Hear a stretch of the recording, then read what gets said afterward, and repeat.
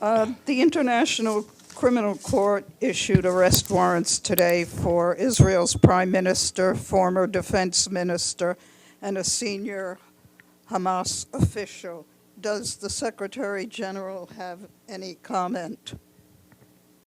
I mean, obviously, we're aware of the issuance by the ICC of the warrants against two Israeli officials and a Hamas official. I would just tell you, as we've said before, the Secretary General respects the work and the independence of the International Criminal Court, and I will leave it at that for now. In the past, the whole issue of the Secretary General or UN officials dealing with indicted or convicted individuals, how would these arrest warrants affect your ability for senior officials to speak with Netanyahu and Gallant? The issue of our contact with persons subjected to an arrest warrant remains the same. It's outlined clearly in the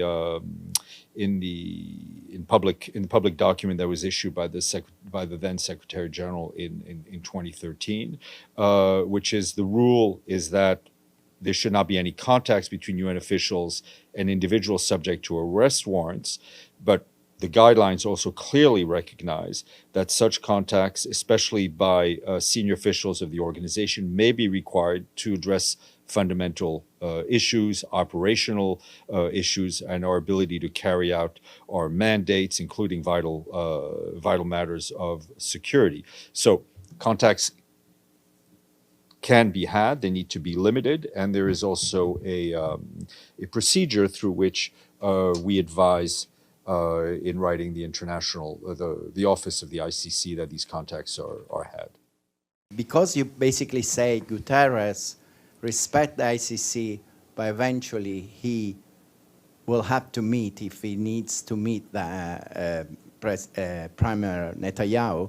My question is, in this case, he will undermine or not the credibility of the ICC? Is your, if I may rephrase your question into a shorter one, do you feel that when a Secretary General meets someone who's been indicted by the ICC, it undermines the ICC? I think that's the way I understand your question, and my answer is no. The Secretary General respects the work of the ICC, he respects its independence.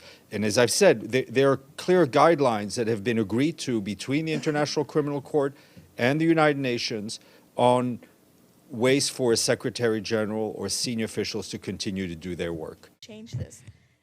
In light of the news from the ICC, like, do you foresee this affecting? Whether it's this conflict or any other, if we want to see a ceasefire, if we want to see increased humanitarian assistance, we have to speak to the people involved in the conflict. So we will continue to do so.